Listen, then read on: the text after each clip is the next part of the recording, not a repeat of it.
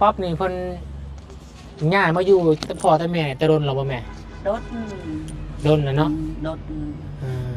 รถแล้วมาคนทุกข์โดยคนทุกข์แม่นายอยู่ก้อนอยู่ทำงานบ่มีใครเลี้ยงอยู่ร้านที่คนงานก็เฮ็ดงานเพิ่นแม่ก็พอแบบเป็นตับนะโดย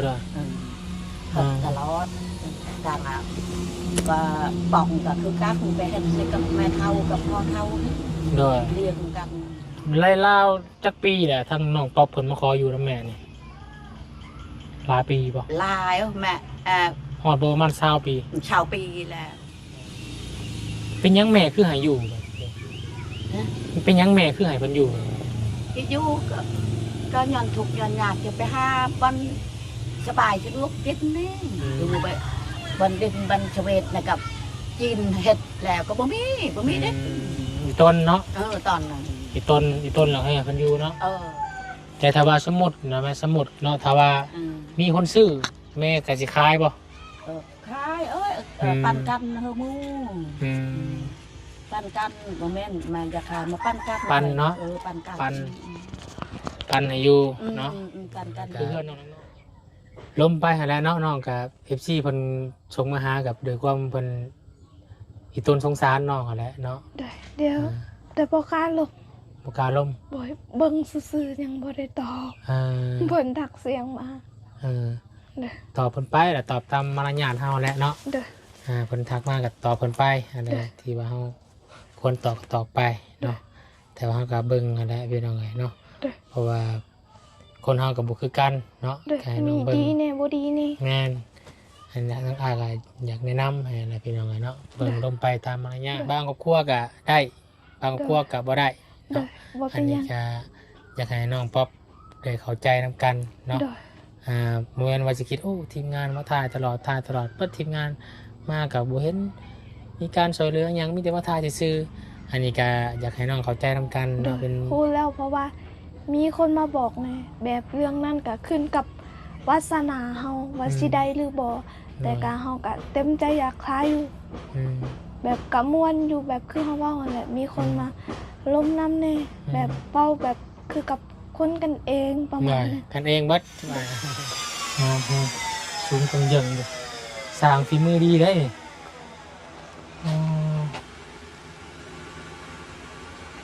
ค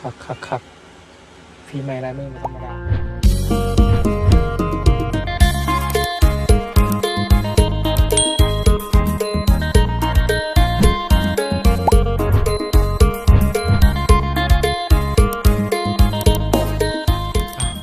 เปิดคลิปเปิดภาพออกมาตอนนี้จะทางวนมานั่งอยู่กระต๊อบเนาะหลังหนึ่งพี่น้องไงเนาะซึ่งเป็นกระต๊อบที่ทางเจ้าของดินเนาะแห่งนี้ที่เพิ่นกะแนม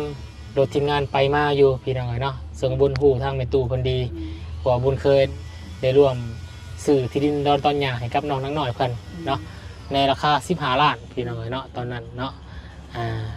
ได้เห็ดทางซอยเรือของน้องหน่อยเรียบร้อยไปแล้วพี่น้องเนาะคุณก็มาสังเกตเห็นทางแม่ตู้พันนี่พี่น้องเนาะสบายดีได้ไหมเด้อสบายดีพี่น้องเนาะมาเห็นทั้งแม่คนก็นั่งเงยคอรอความเสาอยู่พี่น้องเนาะก็คือผมมาถามเมื่อกี้ว่าทางพอตู้ไปใช้ทั้งแม่คนว่าทางประตูล่าโลกไปแล้วว่าสั่นพี่น้องเนาะฉะนั้นก็เสียใจนะแม่หลายเด้อแล้วหัวละคนที่จื้อได้บ่บุญเคยซื้อที่ดินตอนหยากับพอตู้ก็คือผัวเขาไม่ตู้นี่แหละพี่น้องเนาะเพิ่นได้เป็นโรคตับเนาะเป็นโรคตับเพิ่นก็ได้จากลาโลกไปแล้วพี่น้องเนาะได้อายุ67 ปีบ่บุญกับบ่ฮู้นะพี่น้องเนาะแต่บ่ฮู้เพิ่นก็บุญก็สิมาร่วมงานนำพันอยู่ดอกพี่น้องถ้าไม่ตู้ได้อยู่ดีไม่แห้งบ่เป็นยังไงมีอะไรพี่น้องนั่งมาแวะเวียนเยี่ยมยามทางเจ้าของดินเพราะว่าลูกๆขึ้นมาถ่ายทำมาถ่ายคลิปเนี่ยคือแม่ฮู้แหละเนาะกับมาบอกมาครอบทางไม่ตู้เด้อว่าลูกเที่ยวไปเที่ยวมากะบ่อยขอความกรุณานะแม่แล้วเนาะข ขอความกรุณานะแม่ลูกเที่ยวไปเที่ยวมากะมาซอยเรือทั้งน้องป๊อปเพิ่นเนาะมาถ่ายคลิปน้องเพิ่นนี่แหละเนาะแต่ว่าจักสิซอยน้องเพิ่นได้สำใดอันนี้ก็อิงตามบุญวาสนาเพิ่นคือแม่ฮู้หั่นแหละเนาะมีน้องเอ้ยทั้งน้องป๊อปนี่เพิ่นง่ายมาอยู่แต่พ่อแต่แม่แต่โดนเราบ่แม่ รถ โดนนะเนาะ รถแล้วมาคนทุกข์ โดย คนทุกข์แม่น่ะอยู่ก้อนอยู่ทางลักบ่มีไผเลี้ยงอยู่การที่เป็นงานก็เฮ็ดงานเพิ่นแม่ก็พอก็เป็นตับนะ โดยตลอดต่างก็ป่องก็คือการไปเฮ็ดกับแม่เฒ่ากับพ่อเฒ่า โดย เรียกกันคนทุกข์คนยากพ่อเฒ่าคือเห็นทุกข์เห็นยากฮักกันทั้งน้องทั้งแม่ทั้งไอ้กี่กับพ่อเฒ่าแม่เฒ่ากับทุกข์หมดบ่แม่นไผผู้เดียวแม่ปอกแม่บ่แม่นทุกแต่แม่แต่พ่อคนชูพอมันคนชูแม่เลยชูหมดเลือดให้ไปช่องเลือดกาและเจ็บอีก เพิ่นทุกนี่ทุกย้อนปัวพอแน่เนาะปัวพอเป็นโรคอย่างนั้นก็มาแค่ลังบ่โรคเป็นอะไรโรคเป็นโรคที่ชูก็เป็นพนกเนาะก็บ่เฮ็ดไล่ล่าจักปีแหละทั้งน้องป๊อปเพิ่นมาขออยู่นำแม่นี่หลายปีบ่หลายแม่ฮอดประมาณ20ปี20ปีแล้วได้แล้ว25ตั้งแต่น้องป๊อปยังน้อยบ่ยังน้อยยังแต่อายุช่องเดือนโอ้20ปลายปีแล้วเนาะเพิ่นแบบว่ามาขออยู่นำแม่แบบว่าแม่เอ้ยมาขออยู่ในระหว่างศีลนี่บ่มาขอสนขอเศร้านั่นนี่บ่ขอแต่บ้านชเวทก็ไปขอเจ้าพรหันทับก็ชอบมดคันคนนี้มาหันดื้อดานนะพ่อฮับก็ชอบมดพ่อบ้านตะกี้กับพ่อบ้านก็ฮึดขึ้นฮอดพ่อกับตายก็ให้อยู่เจ้าพ่อก็เลี้ยงกันซอยกับคนทุกข์นั่นแล้วกันใดหยังกับปั้นกันกินเฮ็ดนำกัดเอาแหงนำกัดหักกัดหักกันแข่งกันแล้วเนาะทั้งแม่เพิ่นก็ใจดีขนาดพี่น้องเนาะให้ทั้งคนอื่นมาพักมาเศร้าแม่นพี่น้องของแม่อยู่บ่แม่นเนาะบ่แม่นให้มาอยู่ซื่อๆนี่เนาะมาอยู่ซื่อๆก็ได้รถน่ะก็พ่อก็ให้ไปเมื่อก็ให้เมื่อคันแม่หันขี้คานก็ไปได้ยาขี้คานได้ไปได้ไปเจอพอไปชื่ออาหารกินเจอเฮ็ดกินเจอแม่หันก็ไปป่องก็ไปเฮ็ดอันกับน้องน้อยกี่ก็ไปเฮ็ดได้พอว่าไปเฮ็ดได้ยาขี้คานบ่มีกินเลยไปเฮ็ดเตือนพอเพิ่นแม่เฮ็ดตลอดก็คือว่าทั้งแม่เพิ่นนี่มาให้น้องป๊อปหรือว่าครอบครัวอยู่นี่ก็บ่แม่นน้อยๆได้20ปลายปีแล้วพี่น้องเป็นยังแม่คือให้อยู่เป็นยังแม่คือให้เพิ่นอยู่อยู่ก็ย้อนทุกข์ย้อนยากจะไปหาบ่อนสบายสะดวกกินนี่อยู่ไปบ่อนดินบ่อนชเวทน่ะกับกินเฮ็ดแล้วก็บ่มีเด้อีต้นเนาะตอนนั้นอีต้นแล้วให้เพิ่นอยู่เนาะนี่ก็เฮ็ดน่ะพอหันไปก่อนก็เฮ็ดสะดวกสบายได้ดินได้หยังก็ไปอยู่เดี๋ยวปูมันปูกุ้ยใส่เด็ดช่องตอนเด็ดการเฮ็ดบ่ไหวแต่กี้ก็สะดวกสบายเฮ็ดบ่มีภัยห้ามภัยเฮ็ดกับภัยมีแล้วเฮ็ดกับปูได้ปู มันปูกล้วยแล้วกันบ่ปูก็บ่ห้ามได้รัดอันบ่ให้ห้ามละดักเด็ก น้อยพี่น้องเนาะนี่ก็ถามที่ไปที่มาของครอบครัวน้องป๊อปเพิ่นพี่น้องเนาะทางแม่ตู้ผู้เป็นเจ้าของดินแห่งนี้พี่น้องเนาะดินของแม่ตู้แม่นบ่ฮอดบ่ แม่ตู้หมดตะกี้แม่ตู้ไปคอนั่นชื่ออยู่แขก อ๋อ ประชาแล้วแม่ตู้บ่ฮู้มา ไปขอหนังสืออยู่จังหวัดหรือว่าอยู่แขวงพี่น้อง ไปขอจะเอาเฮ็ดหนังสือมาอยู่นี่แต่บ่มีบ้านอยู่ตะกี้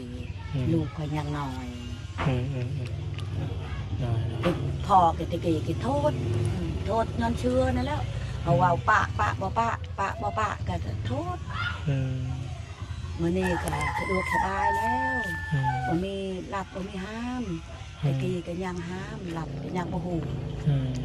เดี๋ยวนี้เขามีเอกสารครบแล้วเนาะเอกสารครบไปแล้วเป็นดินของเป็นตัวเอ็มเบิร์ดพี่น้องเลยคนเดินหนังสือเรียบร้อยไปแล้ว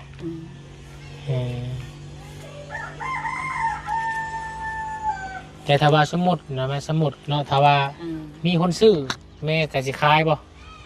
ขายปั่นกันเฮามูปั่นกันบ่แม่นมันจะขายมาปั่นกันปั่นเนาะปั่นกันปั่นให้อยู่เนาะปั่นกันคือเพื่อนน้องน้อยแหละแม่ก็ปั่นให้ปั่นก็บ่แพงปั่นกันรัดก็ช่อยน้อยแม่ตู้ก็ช่อยน้อยเท่านั้นแหละบ่อิงตามมาเฮาสิซื้อกว้างซื้อน้อยซำใดเนาะเฮาสิปั่นขอปั่นในตู้ใหญ่กว้างซำใดเพิ่นก็อาจสิปั่นให้พี่น้องเนาะอันนี้ก็ลูกถามเพื่อไว้เนาะเพื่อความแน่ใจแล้วก็เพื่อความ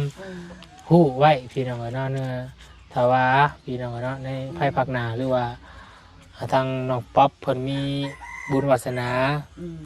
แต่ว่าทาง FC ผู้ใหญ่คนอยากซอยเรือก็สิฮู้ไว้ก่อนเนาะส่วนเรื่องทำเป็นตู้สิปั้นให้เท่าไรนั่นเฮายังบ่ฮู้ตอนนี้เฮาก็เบิ่งก่อนเบิ่งตัวจริงก่อนแต่ว่าน้องป๊อปเพิ่นสิมีคนช่วยเหลือมานะเนาะปั้นกันมันเอารมณ์นำในตู้กันพี่น้องเนาะคันคนไปหาไปขายจะขายมาปั้นกันให้มือปั้นกันอันนี้ดินแล้วนี่เนี่ยแม่แบ่งให้ลูกให้เต่าเบิ่นแล้วบ่นี่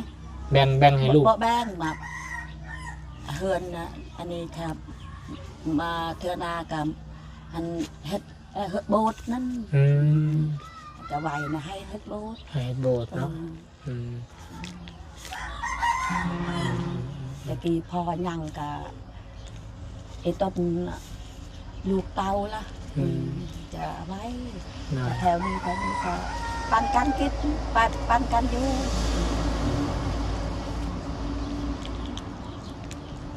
น้อยเป็นเรื่องเล่าคร่าวๆนอกจากน้องป๊อปไปมีตู้ปันไหนมากตู้กระพูได้ประชามาแต่ลูกเข้าใจอยู่เลยได้ประชาไปเฮ็ดนังชูอยู่แข่งกับฮูนังไหวประชาคนทุกคนยากอันฮูไหวเฮ็ดนังชูจะเมื่อสปอร์ตจะไปตู้เช็ดดอยอาจารย์ขอบใจทางมีตู้หลายๆเด้อนอที่ให้ข้อมูลกับน้องๆเพิ่นเป็นอย่างนั้นเนาะแต่ก็ขอแสดงความเสียใจนำประตูนั้นไม่หลายเนาะที่เพิ่นได้จากลาโลกไปโดยเป็นโรคตับเพิ่นก็เลยจากไปแล้วพี่น้องประตูเพิ่นก็ได้โอ้ยมาลอกมาวนมาเยี่ยมน้องน้อยเพิ่นบ่ค่อยเห็นปกตินี่เห็นเพิ่นเห็นลูกมาเพิ่นย่างไปหารถแต่บ่เห็นมื้อนี้พี่น้องเนาะเพิ่นได้จากไปแล้วเฮาขอบใจประตูเด้อเดี๋ยวขอบใจไปถามหลายๆพี่น้องเนาะคนกำลังนั่งอยู่นี่พี่น้องเนาะเพื่อนลูกเล่าก็อยู่นี่พี่น้องเลยไปดิพี่น้องเดี๋ยวไปเยี่ยมพยายามเนาะเพราะว่าเรื่องเล่าข่าวจากน้องป๊อปพี่น้องเลยเนาะเรื่องเล่าข่าวจากไปตู้เนาะที่เป็นเจ้าของดินพี่น้องคนอีกต้นสงสารก็เลยให้อยู่ให้อยู่ล่าพี่น้องถ้าว่าพันจีขอซื้อเพื่อปันให้ว่าสันเนาะแต่ว่าก็ยังพอในใจว่าพันจีปันเท่าไรเนาะเพื่อนน้อยบน ซื้อตอนนั้น15 ล้านพี่น้องเลยแค่ยาว17กว้าง12 13ไปละบุญบ่จือปานใดเนาะ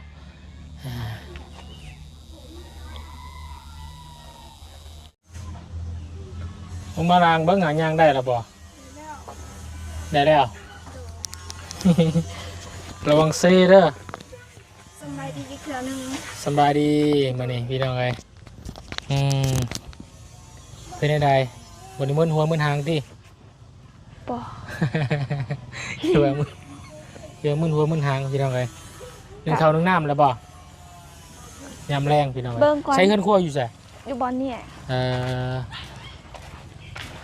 ผมท่านก็ติดหน้าผากอยู่พี่น้องเอ้ยทางพอน้องแอนเป็นไงเด้เป็นไข่บ่ ทั้งเบาตูนเป็นคนตอกตะปูให้เรา นี่บ่ โดย เวลาเขาทางนั้นรอดหันบ่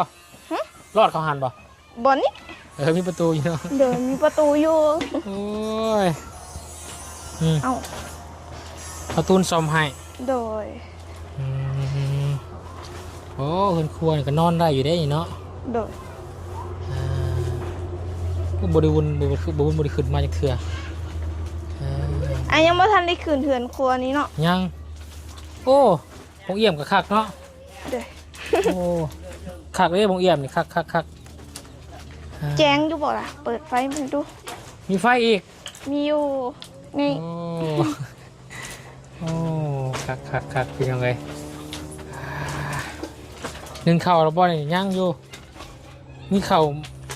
มาเข่าเราบ่ มื้อนี้อาจสิกินข้าวมาแต่เช้านี่อาจสิยังหลายอยู่ เออ หลายอยู่อ่ะ เ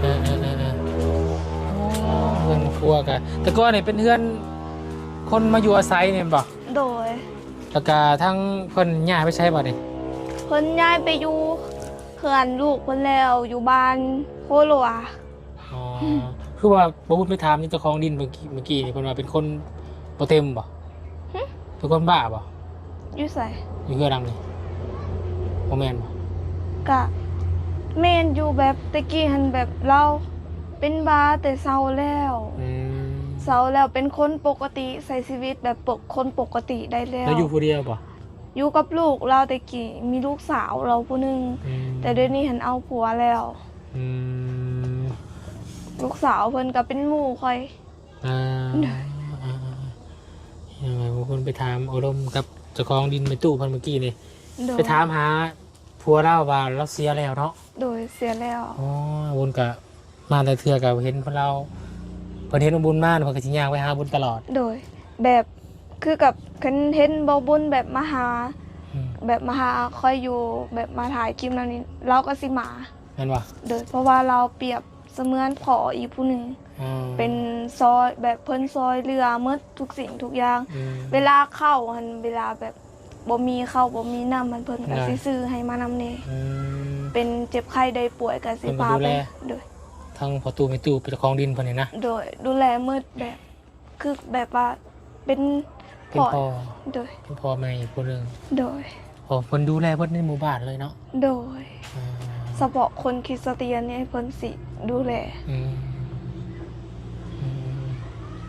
เราไปไวเลยพี่น้องเนาะ โดย เป็นโรคตับกับหลังจากน้องแอนเสียไปนี่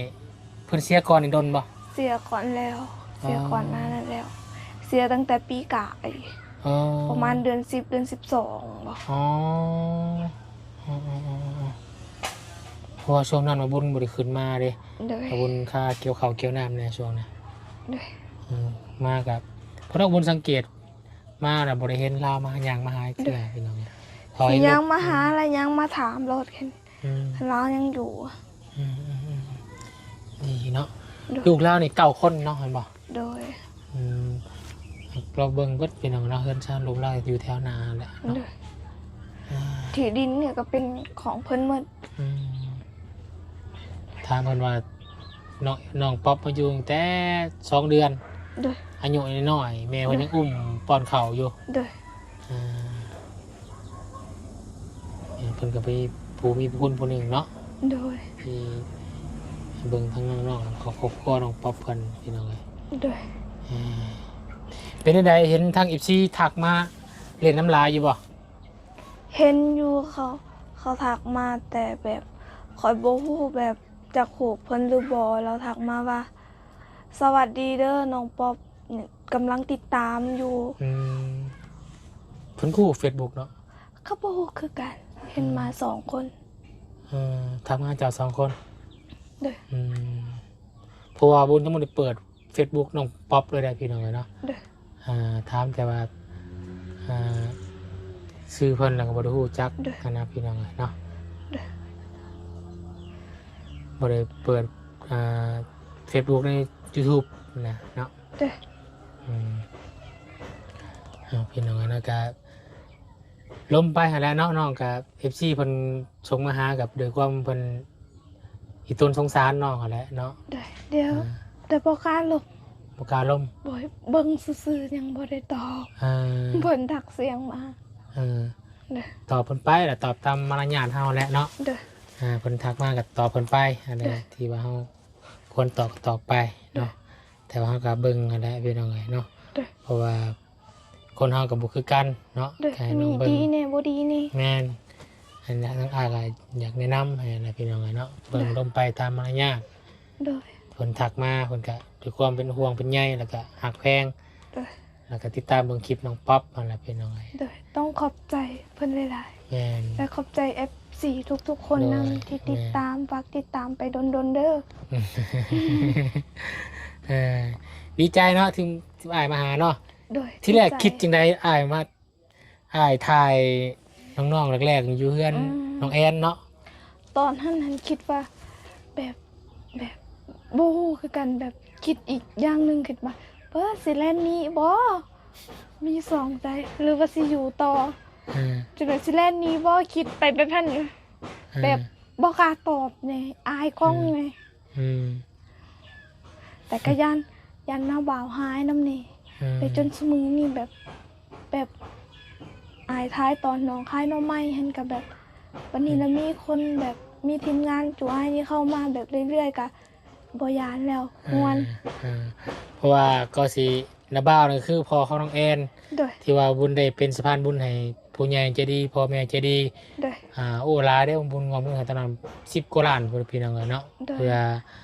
ทางผู้ใหญ่เพิ่นอยากให้ปิ่นปัวของน้องแอนน่ะหายเศร้าแหละแต่ว่าน้องเพิ่นก็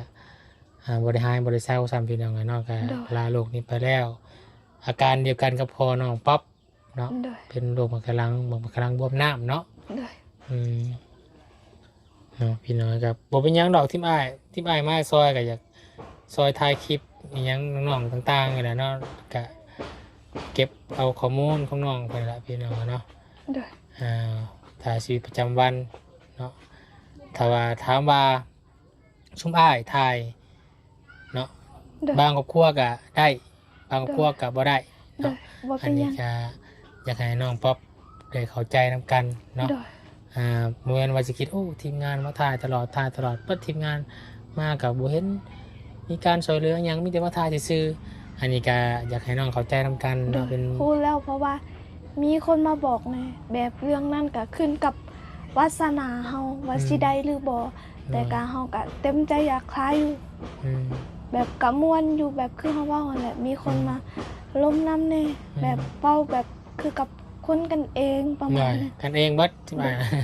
แบบ บ่จะให้น้องเก่งหรือว่าบ่จะให้น้องเก่งใจหยังเนาะก็มีหยังก็โอ้ร่วมกัน โดย เนาะด้วยความเข้าใจแล้วก็เปิดใจร่วมกันพี่น้อง โดย เนาะคือบ่ให้มีหยังปิดบังอะไรพี่น้องคือความจริงเนาะเฮาเฮ็ดเวียกถ่ายคลิปก็ซ้ำเฮาบอกให้ฮู้แหละว่าเฮาเป็นแบบใด โด เนาะ ย เพิ่นผู้เพิ่นเด็กซอยเพิ่นก็จะคู่ข้อมูลเนาะที่แท้จริง โดย เพิ่นยังบางคน FC เพิ่นก็คิดว่าเฮานี่เฮ็ดคอนเทนต์ โดย ให้ต้นสงสารหรือว่าจังซั่นซี่ก็มันก็มีแนวทางของคนคิดเนาะ แบ อั บ นนี้ก็ แล้วแต่คนสิคิด แต่คนสิคิดเฮาก็ห้ามความคิดเพิ่นบ่ได้ โดย เนาะครับนี่ยังก็ให้มันเป็นข้อมูลความจริงเบิดนั่นแหละพี่น้อง ได้ เนาะสื่อสารหรือว่าจะออกสื่อไปครับพี่น้องเนาะ โดย มีทั้งอ้ายผู้หนึงเพิ่นว่าโอ้ยน้องป๊อปเบิ่งคือเก่งๆทีมงานอยู่ว่าซั่นนี่อายน้องยังบ่กล้าเปิดใจล้มบ่ว่าซั่นพี่น้องเอ้ยเนาะ ก็เป็นคนจังซี่ล่ะ อ่าแต่ว่าน้องเพิ่นก็ มีการตอบโต้หรือว่าเขาเอิ้นผู้สร้างเราพี่น้องเอ้ยบ่คือเก่าหั้นนะก็คือบุญทายทั้งอิดน้องเพิ่นก็ยังอยากยุมมือยุมตีนอยู่พี่น้องเอ้ยยังเกินได้เดี๋ยวนี้แค่แน่แล้วเนาะพี่น้องเอ้ยเนาะเมื่อกี้ทางบุญไปหาทางไปตู้เจ้าของดินเพิ่นนั่นแหละถามเรื่องราวของน้องคร่าวๆแล้วตะกี้มาอยู่กับแม่แท้นี่ก็มีแต่ปลาใหม่6เนาะเพิ่นมาอยู่ปกระทางมันบ่พ่อแม่เจ้าเนาะมาปกระทางคักแม่พี่น้องจังไงมาอยู่ในความต้นแล้วก็ได้พี่น้องเลยเนาะต้นสงสารของน้องป๊อป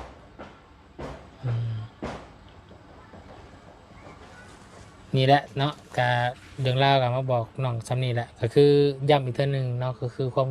ความคิดแนวทางของน้องป๊อปเนาะถ้าว่ามีเงินมีค่าในภายภาคหน้าก็อยากเฮ็ดให้ครอบครัวสบายเนาะครอบครัวสบายอีกนิดนึงตอนนี้ยังลำบากอยู่เนาะแม่ก็ลำบากอยู่พี่น้องเพิ่นก็ได้มีแต่ไปหาตลอดแม่แล้วก็บ่ได้อยู่เฮือนอยู่ซ่านเนาะคือน้องป๊อปกับมื้อนี้ก็ลาเวียกโทรบอกขอบเพิ่นแล้วบ่ขอบแล้วบอกเพิ่นแล้วเนาะมีแต่เท่านั้นแหละดังวุ้นก็บ่ได้รบกวนหยังแล้วบัดนี้มีแต่พักผ่อนจ้ะมื้ออื่นก็ถ้าว่าไปเวียกได้ก็สิไปเวียกพุ่นแล้วเนาะไปเวียกคือเก่าจะได้ก็ฝากน้องป๊อปฝากขอบใจทั้ง FC เพิ่นแน่ที่เพิ่นคอมเมนต์มาแล้วก็ให้ความสนใจเป็นห่วงเป็นใยของน้องป๊อปเนาะฝากทั้งน้องป๊อปขอบใจทั้ง FC เพิ่นแน่ขอบใจทาง FC เด้อที่ถาแบบเป็นห่วงเป็นใยและคอยติดตามล่ะคอยเป็นกำลังใจให้น้อง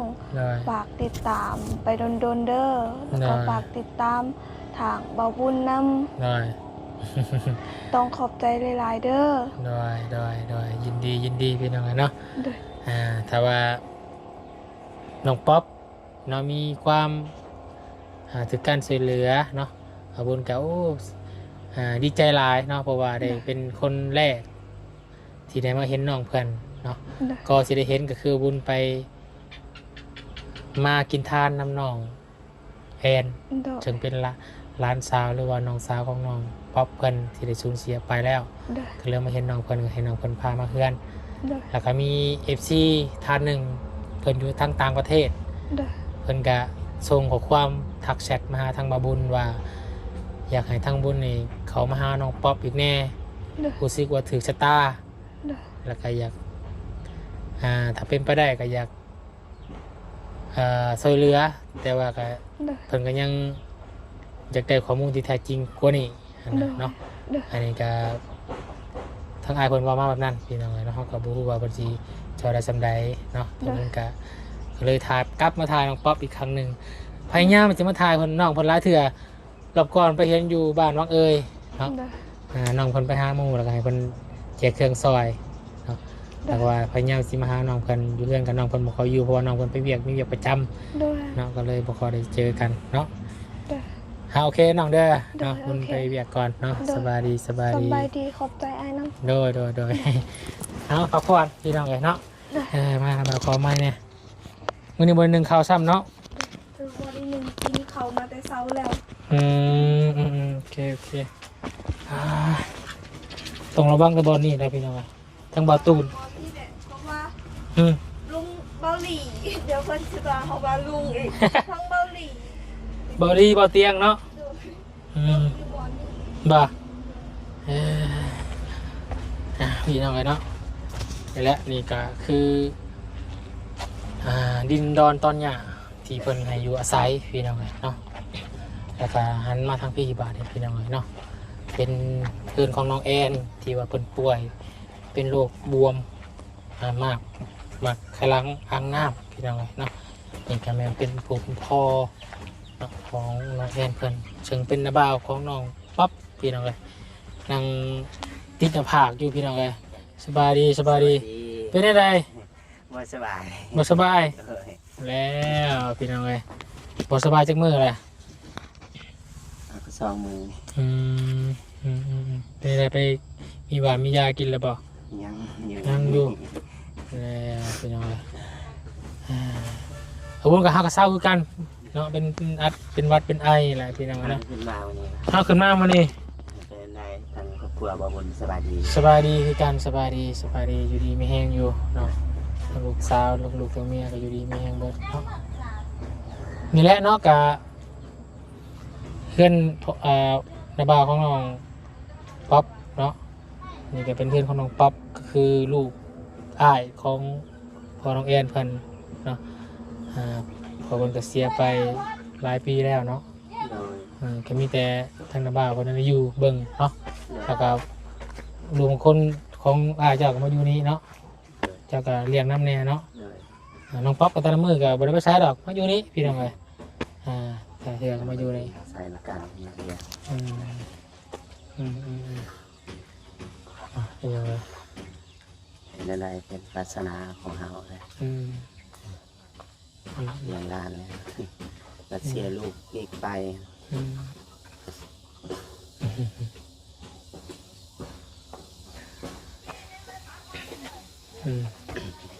คนใดได้กินมันก็แบ่งมาบาทพี่น้องเลย อันนี้ก็ขึ้นอยู่กับน้องป๊อปคือกันเนาะบุญวาสนาเพิ่นสิสำใดเนาะเฮานี่เฮาก็สิมีบุญวาสนาคือน้องครอบครัวน้องนางน้อยหรือบ่อันนี้เฮาก็ยังบ่ฮู้เนาะมีแต่เฮาก็มีแต่มานำเสนอให้พี่ให้น้องนะครับได้ฮู้กันเนาะเพราะบุญบ่ฮู้ซ้ำว่าเจ้าของดินเพิ่นผู้ชายผู้ตู่เพิ่นเสียเนาะเสียแต่โดนแล้วเนาะ เสียก่อนน้องแอน เดือน10แล้วเสีย ไปเบิ่งเพิ่นเอายังมาให้กันก่อนพี่น้องเอ้ยทางน้องป๊อปเอามุกยังมาให้ เอาปลาทาง มุกปลา โดยทางจันลาว จันลามาฝาก โดยปันให้ให้ ในบ่าว โดย เอ่อ ให้ไม่ยา อ๋อ ว โต 2 อันยังอีก2 อันนี้คือเฮือนครัวคือกัน โดย สบายดีตู้ตามมายังกันน่ะ ตามมันนี่ ตามข้าวเบื่อ เออ โอ้แกงยัง แกงน้ำไม้ แกงหน่อไม้ใช่หน่อไม้ สาวเขินกล้องอยู่ ไผ่ซะพุ่นนี่บ่ เฮ้ย เป็นลูกของป่า ลูกของป้าในเครื่องคนแกงพี่น้องเลยอืมหอมเนาะมีเครื่องแกงครบเป็นแต่แซ่บแล้วสนิทเนาะอยู่ทากินไปยังซะนี่ พี่น้องเลยผู้ใดเป็นคนแกงน้องอันนี้บ่ร้านผู้ใดใช่นี่บ่นั่งซื้อเหรอสบายดี ลูกดีห่าวแต่เวลา ฮะ ลานห่าวแต่เวลา ร้านมาเตวิละอ๋อมาเยี่ยมมายาม เออ เช้าวิละอันนี้เนาะ เออ อืมอ๋อ ลูกชาวเฮา ลูกเช้าแกงใช่หมากทั้งบ้านเจ้าห้องยังนี่นะ มาอึ มาคือกันมาแกงใส่หน่อไม้แซ่บได้พี่น้อยเอาเนี่ยพี่น้องใกล้กันเพื่อนน้องป๊อปกับเพื่อนอาบาบนกันเนาะเป็นดินเจ้าเดียวกันไปเลยเพื่อนไผ่เพิ่นสร้างใหม่กันน้องป๊อป เป็นเพื่อนของคนอยู่ในบ้านนี่แหละเป็นเพื่อน วันเสียแล้ว อ๋อลูกเล่าบ่ เป็นร้าน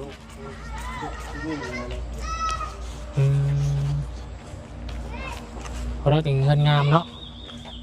งามคักได้พี่น้องเลย งามบ่งามกะขนาดคอยเบิ้งแล้วคอยจนมุ่นแบบนี้ ไปจนแบบเบิ้งซ้ายเบิ้งขวา แมนงามก็คิดว่าแมนคือซีเมนเพื่อนเจ้าของดินเพันและเนาะร้านเพันพี่น้องเลย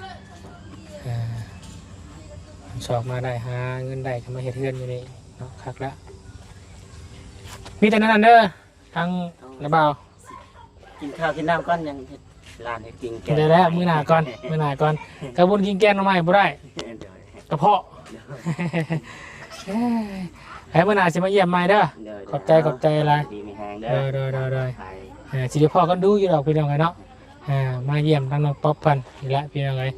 เพิ่นแต่ละเทื่อก็มาเล่นอยู่นี่เนาะน้องเพิ่นก็ได้มาเล่นอยู่นี่ประจำ ไปใช่โอเคพี่น้องกันเนาะวุ้นก็จะได้ขออนุญาตจบคลิปลาพี่น้องลงเพียงใช้ไปก่อนเดี๋ยวเดินทางไปเวียงทางอื่นต่อเนาะคลิปนี้ก็ขอบคุณขอบคุณขอบใจของพี่น้อง FC รถสุขุสกลที่ให้เกียรติติดตามรับชมเด้อพี่น้องเด้อเนาะ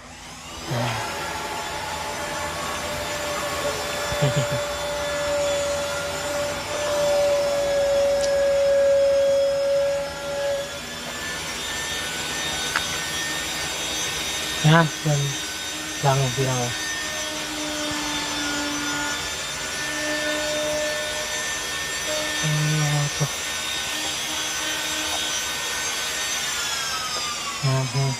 สูงกำยังเลยสร้างฝีมือดีได้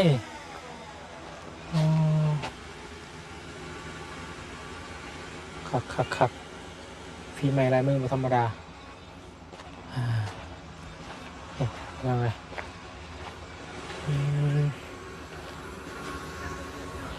ไปโอเคแล้วพี่น้องได้ขออนุญาตจบคลิปก่อนสบายดีและสวัสดีกันบัดสุขุสุขคนพี่น้องเลย